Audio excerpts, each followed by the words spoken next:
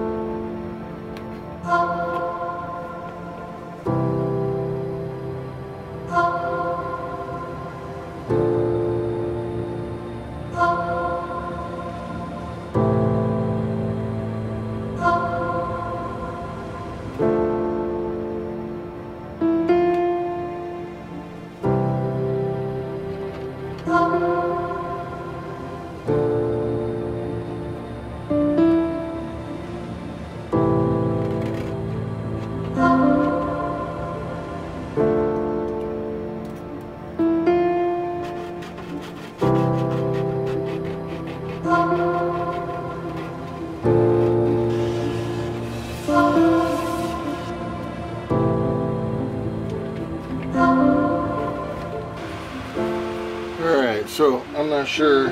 I have this ABS cement, which is black, which I don't really want to use because it's a white hull. I have Weld On 3 for acrylics, but it said it might work for ABS, so I might give this a shot.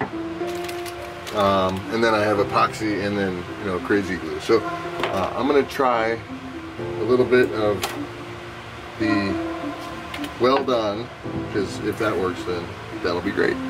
Anyway.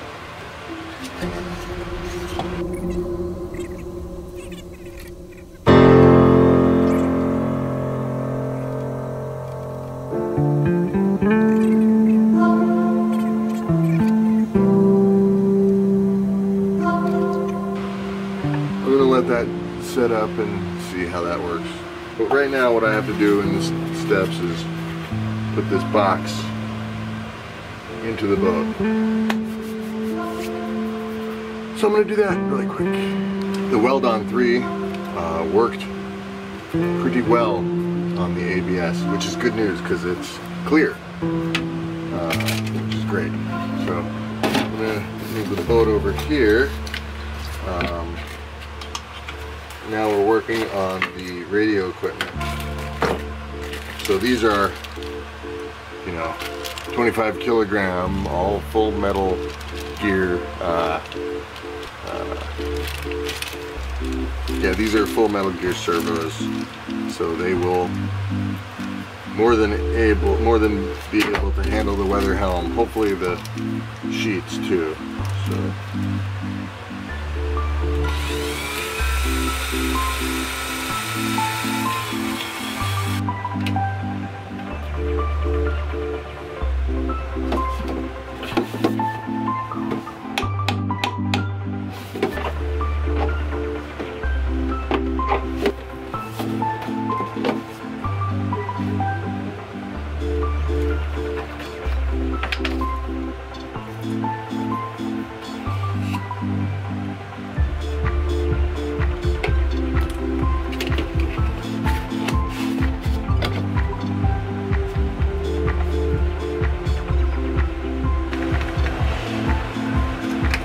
Thickening the epoxy with the silica.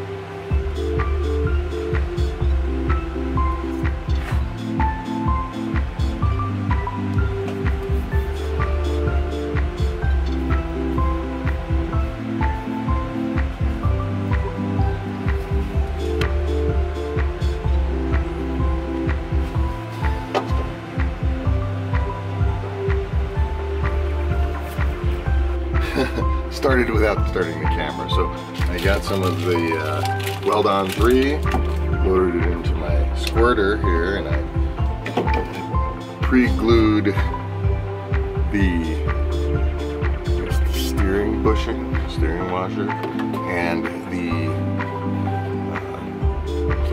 rudder column bushing. So those went in no problem. It's a little wet because I actually did a float test to make sure that the epoxy joints of the keel and rudder were okay. Now, I pushed this up a little bit so the top of the tube was flush with the deck yesterday, and I want to swipe some epoxy in there later when I do the servo tray, which is going to be this recording. Anyway, I also sealed the lead keel with some good old instant glue and zip kicker. So that is why it's kind of shiny. It's because I went and made sure that my biometric sensors don't work. So here we go. Let's get the epoxy mixed up for mounting the servo tray. I'm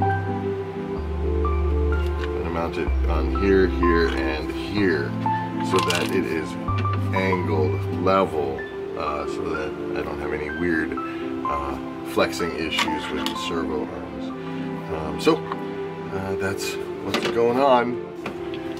Mask for the fumed silica, because that stuff is brutal on the long loop.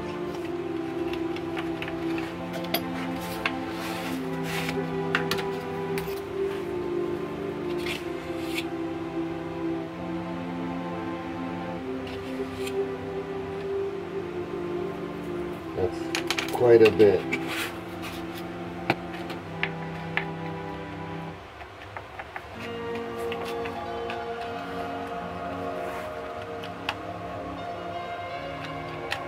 I heard I should also look into cotton frock to thicken up epoxies. If you know anything about cotton frock, or you can help me get started using cotton frock, definitely leave a comment. It just kind of stays there and it's a nice little dollop.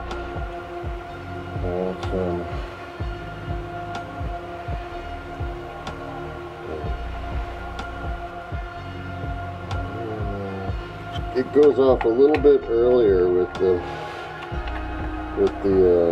silica, but especially with this much, it's going to start getting pretty thick really soon. So I should really get moving and just get that in there.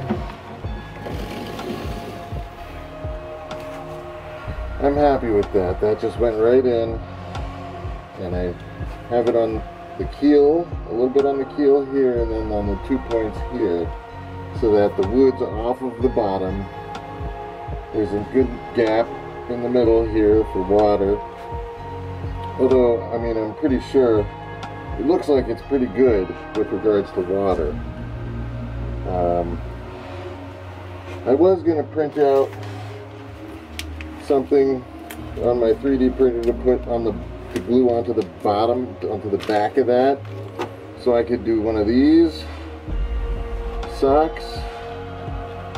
And actually I might do that still, because just because I can. So yeah, great.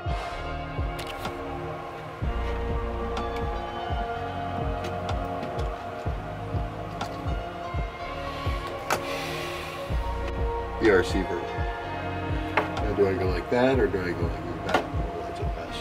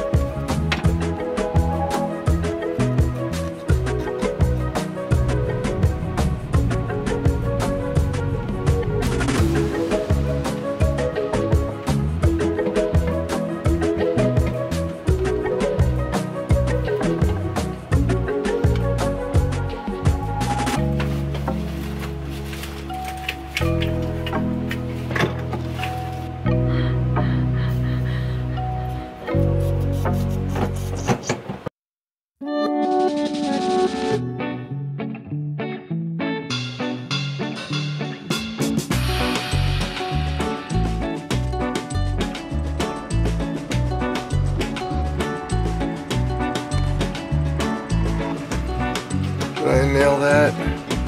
Is that centered? Ah, yes, maybe. I guess you can always adjust them, but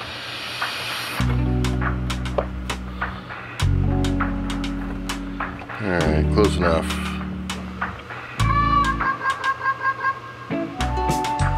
I'm through the block. I should probably just learn what these are called from the instructions. Line adjusters is what they're called. With a one-stranded French knot. So let's go over the first one. Come on, there we go.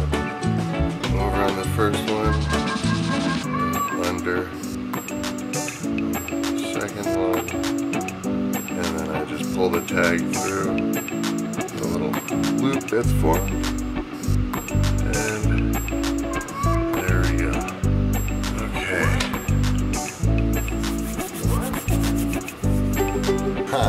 So I did not realize that in the instructions they actually tell you exactly how long to cut the sheets, the lines for the sailboat. So all my guesswork here, yeah, would have been eliminated. So I hope that I do have the right lengths.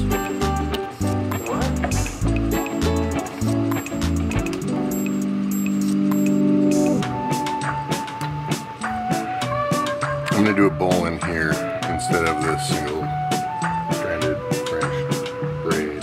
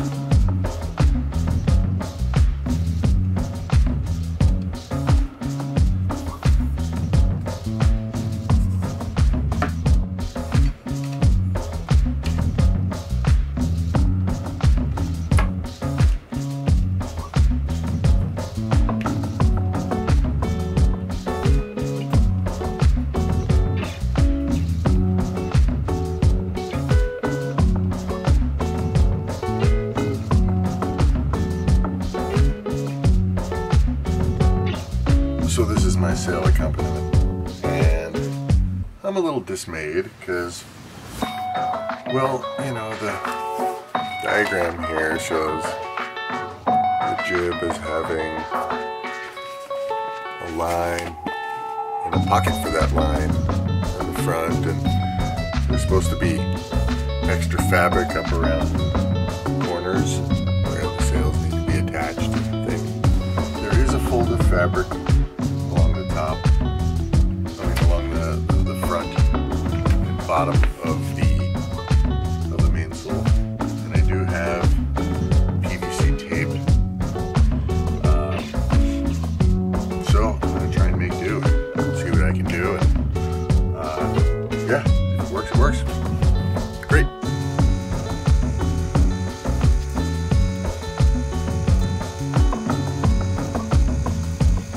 Yeah, you really gotta commit. I'll try and mess that one up a little bit.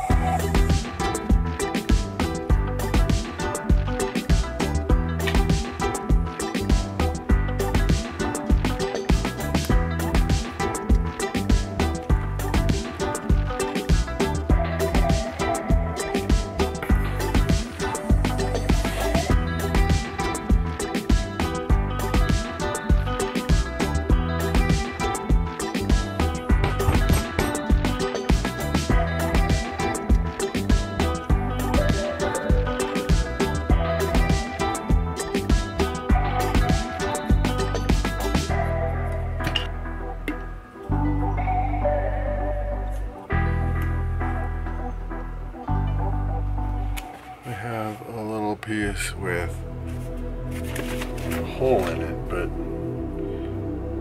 my parts don't have that. So I think this is this instruction manual I got online and printed it out. So this is probably for a later version of Victoria, not the original version. So I have to figure out what I should be doing for this rigging up the front of this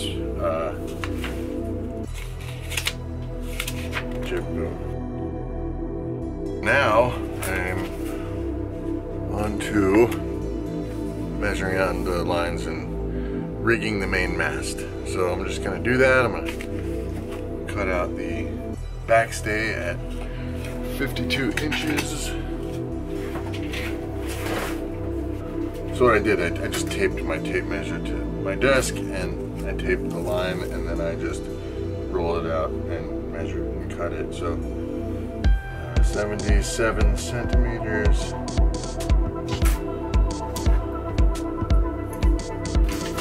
This one is called the jumper.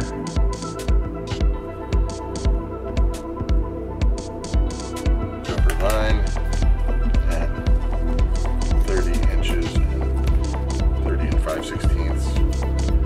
Alright.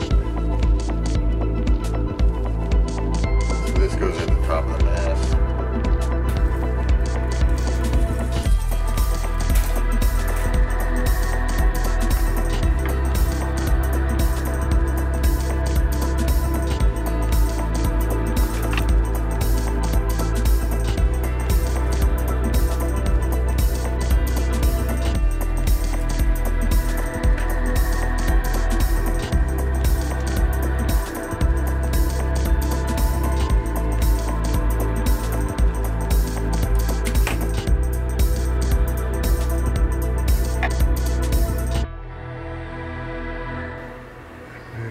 Overestimated my ability to tie small stuff right now.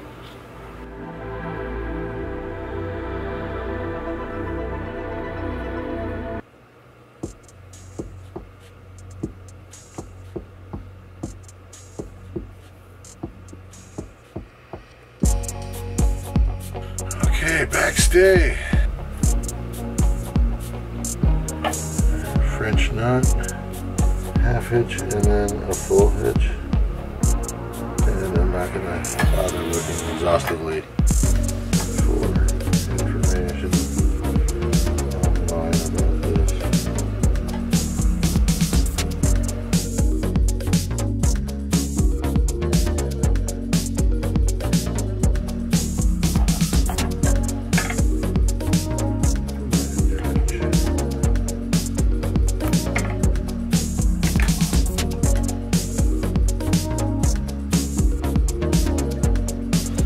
Time for the stays. I'm going to do the short stays first. Alright, that's not that bad. I thought it'd be much harder to feed these through.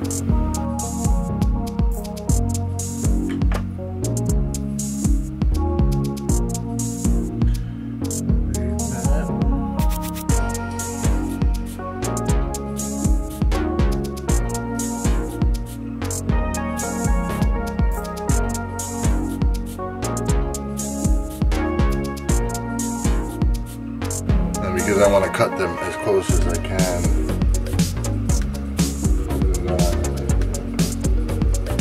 A little bit, a little bit of crazy glue on there. Just gives me the assurance that I can cut the tag end without worrying too much about the knot coming undone.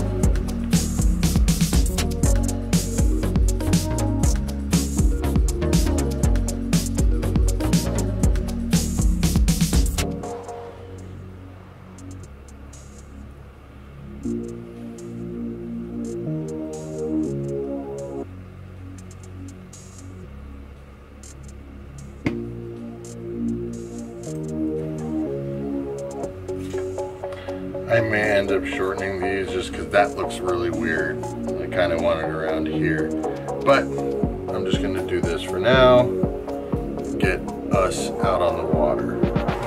My kid is itching to go sailing.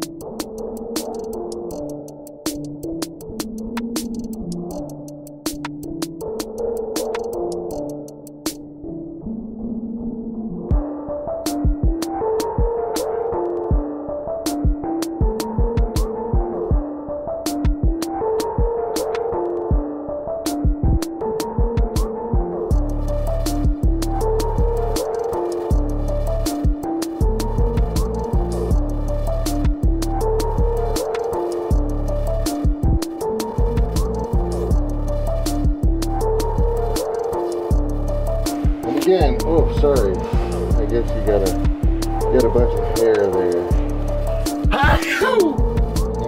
Excuse me.